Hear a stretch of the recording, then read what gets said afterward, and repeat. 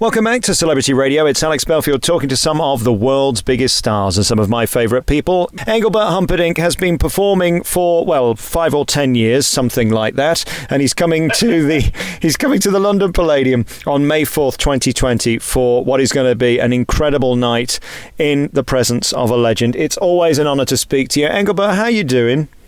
I'm doing okay, thank you very much. It's a lovely day here. You're one of my favourite people, and I'm very jealous because here I'm sat at the moment in Loughborough about to go and see a pantomime. This is your neck of the woods, and you're in the sunshine in LA. I think you win. Well, it's not very warm, but it's the sun is shining. It is winter here. Yeah, but your winter's still like our summer, though, isn't it? Let's face it. Oh, yeah, it's like in the 50s and that sort of thing.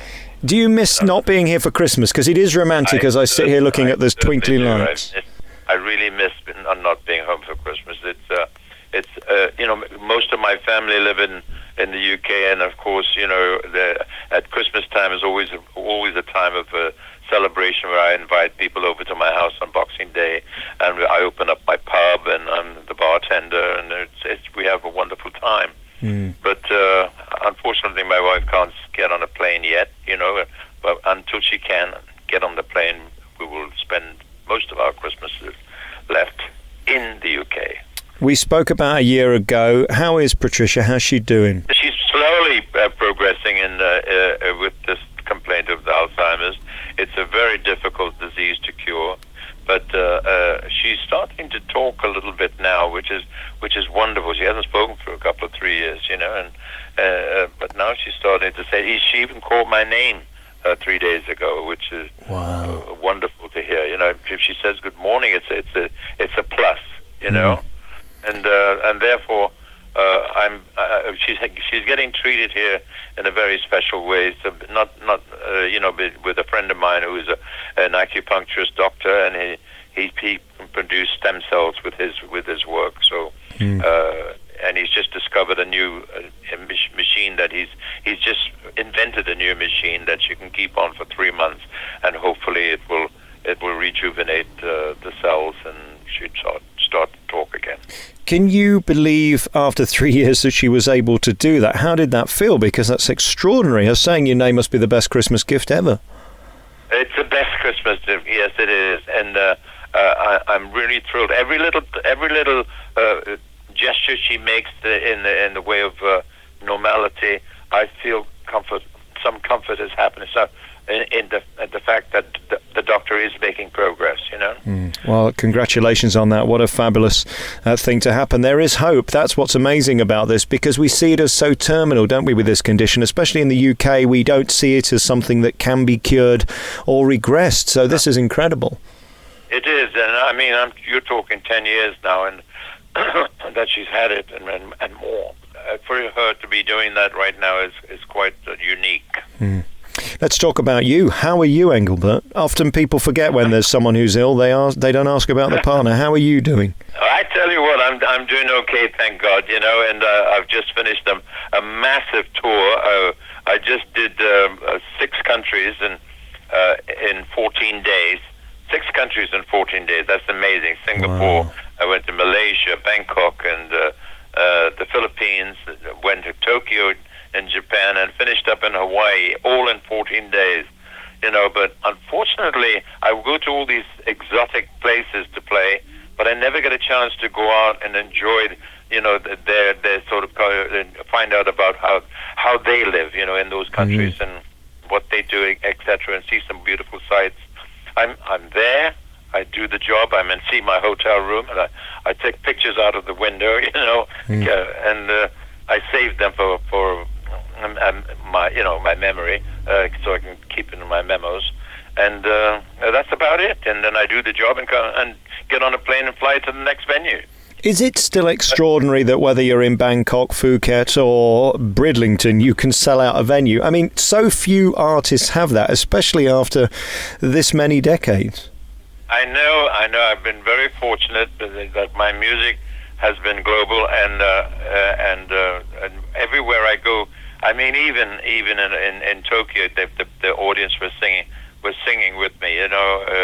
Some of my songs. And it's unusual. It's just because they can't even speak the language, but they know the songs. I guess it's something to do with karaoke. I think karaoke plays a big part in my music around the world, including Russia. I mean, when you've got songs like Spanish Eyes and, of course, Release Me and Cuando, I mean, these are instantly recognizable songs. How's your voice doing? I mean, do we sound like the 60s Engelbert, or has it changed? I have... Well, my voice hasn't changed much, I think, if anything, I've become more contemporary in my style of singing, because I've just released an album with, it's a mini album, actually, and it's called Reflections, and there's some great songs on it, one is it's called Don't Let the Old Man In. I did that because of, the aging process, so I did that song, Don't Let Then I Don't. For instance, I try to keep as young as possible all through my aging years, and I've never had, my hair has never gone gray. Although it went gray when I was in my 20s, I said I can't go into show business with gray hair, so therefore I started dyeing it then, and I still do, and I try to dress as contemporary as possible, and stay in the field of the young. My style of music, it seems to, it will never, I don't think it'll ever, I thank God it will never get old, because everybody likes romantic stuff, and it's this is how love affairs begin, by listening to a romantic song or something like that, or dancing to it. So therefore, I'm happy that I still stay in that vein of music.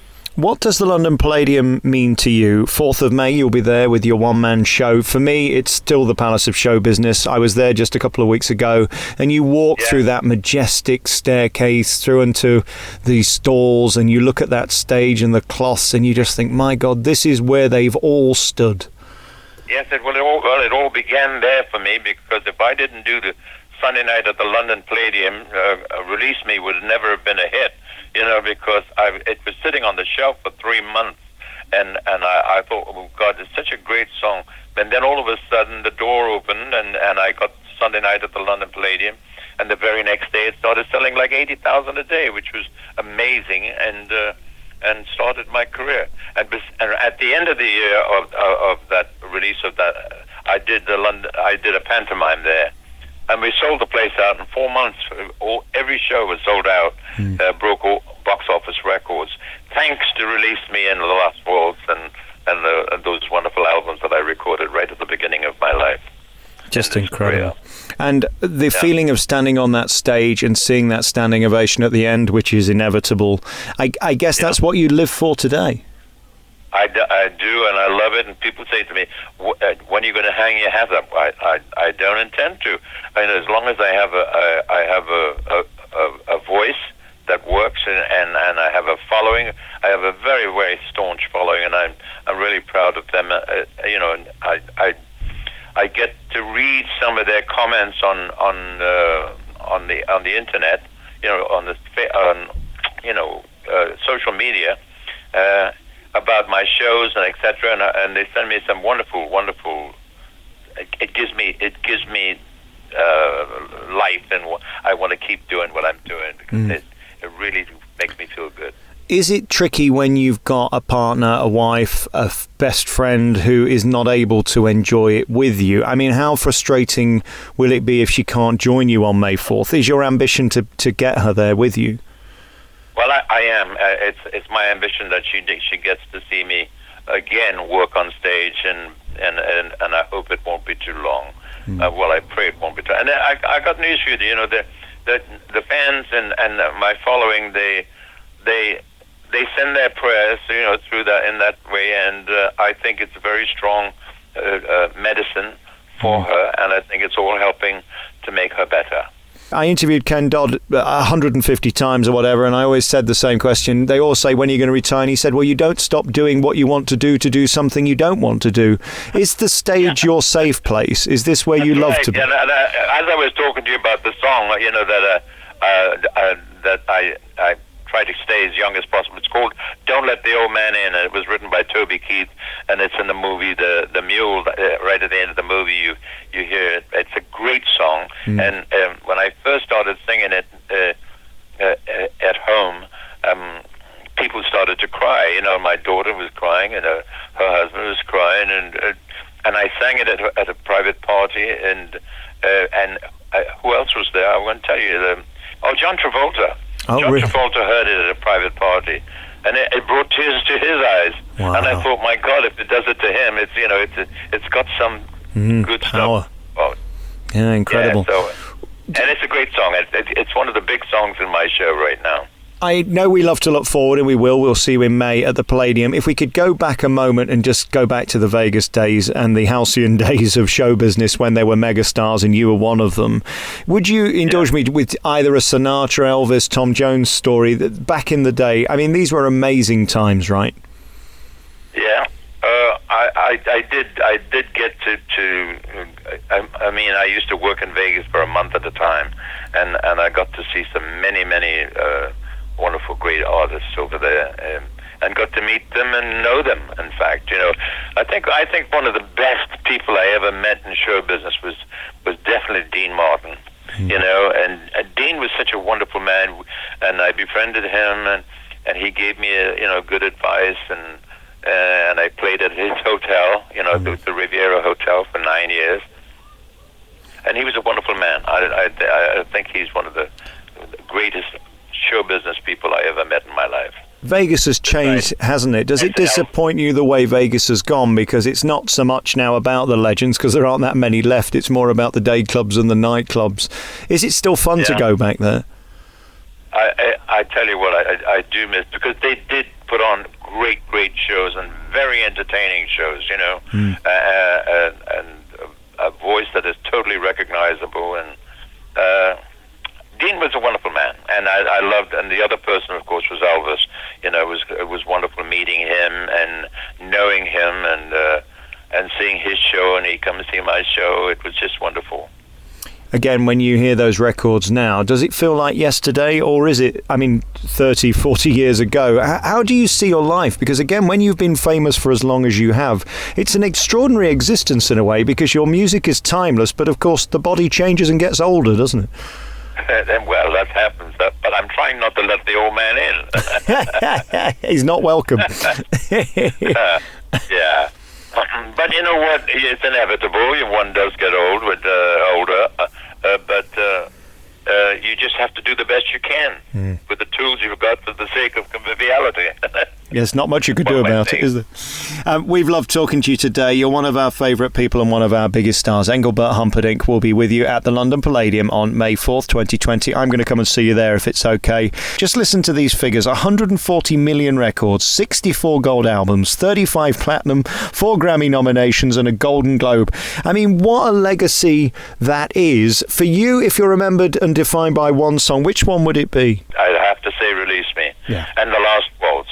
Those are the two songs that really stand out for me, because Release Me started my career, and it stopped the Beatles from having their 13th number one, which is in the Guinness Book of Records. And The Last Waltz, of course, was written by Barry Mason and Les Reed. And unfortunately, we lost Les just a little while ago, and he was one of my dear friends and a great writer. He wrote great songs for me, like Les Bicyclettes de Belsize and The Last Waltz, and those wonderful songs, and that has kept my career alive. Well, certainly Release Me is iconic, but for me, The Last Waltz is your greatest vocal performance. I think it's stunning, because it's not easy. These songs are not walks in the park, are they? No, they're difficult to sing. Yeah. Thank God, my voice is still strong, and I just love walking on stage and feeling the love that comes from the audience. And you've always been about that. The fans have always been important to you. They love you and you love them.